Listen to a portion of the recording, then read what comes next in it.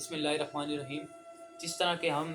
کریمہ سعدی رحمۃ اللہ علیہ پڑھ رہے ہیں، اس کی نظم نمبر 6 ہے در مذمت بخیل، یعنی بخیل کی برائی میں۔ جس طرح کہ ہم نے پچھلے درس میں پڑھا کہ اس کا ہم نے پہلا شعر پڑھا کہ اگر چرخ گردد بکام بخیل، یعنی اگر آسمان جو ہے بخیل کی مرضی کے مطابق یا اس کے مقصد کے لیے گھومے، ور اقبال باشد غلام بخیل، اور اگر اقبال کہتے ہیں نیک بخت کو، یہ تفصیل سے بتا چکے ہیں، یعنی اگر اقبال نیک بخت اس کا جو ہے غلام بھی ہو جائے تو رہے گا پھر بھی وہ بخیل ہی، کیونکہ بخیل کہتے کس کو ہیں وہ بھی بتایا تھا کہ بخیل اس کو کہتے ہیں جو شرعاً خرچ نہ کرے، یعنی مال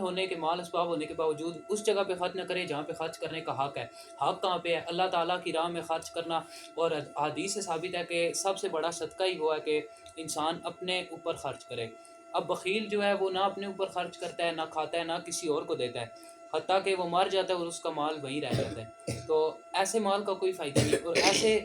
جو ہے بخیل کو شیخ سعدی نے سب سے بڑا فقیر اور سب سے بڑا جو ہے غریب کا ہی بخیل کو ہے، اور سب سے بڑا امیر اس کو کہے جو اپنی توفیق ہو غریب لیکن اپنی توفیق کے مطابق اپنے پہ بھی خرچ کرے، اور جہاں جہاں حق ہے شریعت کا اور جہاں حق ہے وہ وہاں خرچ کرے، تو وہ غریب ہونے کے باوجود بھی امیر ہے۔ اور یہ بخیل جو ہے حالانکہ یہ جتنا مرضی امیر ہو، یہ ہے بخیل ہے تو ہے پھر بھی غریب ہی ہے۔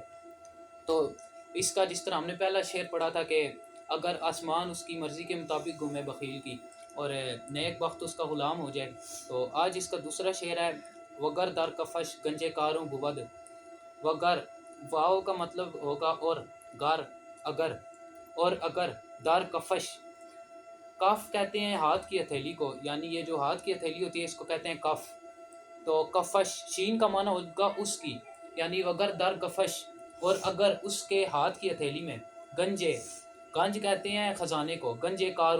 قارون کا خزانہ، تو قارون کا خزانہ اس حد تک تھا کہ ابھی تک اس کا خزانہ جو ہے زمین، اس کے صرف ہزاروں اونٹوں پہ اس کے خزانے کی صرف چابیاں لدی ہوئی تھی، اور ابھی تک اس کا خزانہ نیچے جا رہا ہے اور اس کا خزانہ ابھی تک ختم نہیں ہو رہا۔ اتنے اونٹ ہیں کہ ان اونٹوں پہ صرف اس کے خزانے کی چابیاں ہیں، خزانہ نہیں ہے۔ تو یہ فرما رہے ہیں وگر در کفش، اور اگر اس کے ہاتھ کی ہتھیلی میں، گنجے کاروں بود، قارون کا خزانہ ہو، وگر تاب عش، اور اگر زمین کا ربع کہتے ہیں چوتھائی حصے کو، جیسے قرآن کا بھی ربع، نصف، ثلاثہ اور مکمل ہوتا ہے، اس طرح ربع چوتھائی حصے کو کہتے ہیں، جیسے سپارے کے چوتھائی حصے کو کہتے ہیں ربع، پھر نصف جو ہوتا ہے نصف اس کو ہی کہتے ہیں، تو یہاں پہ بھی وہی بول رہے ہیں ربع مسکوں بود، یعنی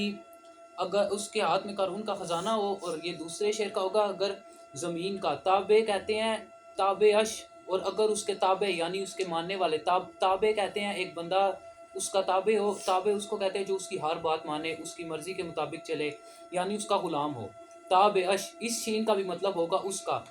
اور اگر تابع ہو اس کا، ربع چوتھائی حصہ، مسکون کہتے ہیں زمین کو، بود یعنی اگر زمین کا چوتھائی حصہ اس کے تابع ہو، تو ان کا ہو گیا وگر در کفش گنجے کاروں بود، یعنی اور اگر اس کی ہتھیلی میں قارون کا خزانہ ہو، وگر تابع ربع مسکوں بود، اور اگر زمین کا چوتھائی حصہ اس کے تابع ہو، تو وگر در کفش گنجے کاروں بود، وگر در کفش گنجے کاروں بود، اور اگر اس کی ہتھیلی میں قارون کا خزانہ ہو، اور اگر اس کی ہتھیلی میں قارون کا خزانہ ہو، وگر تابع ربع مسکوں بود، وگر تابع ربع مسکوں بود، اور اگر زمین کا چوتھائی حصہ اس کے تابع ہو، اور اگر زمین کا چوتھائی حصہ اس کے تابع ہو،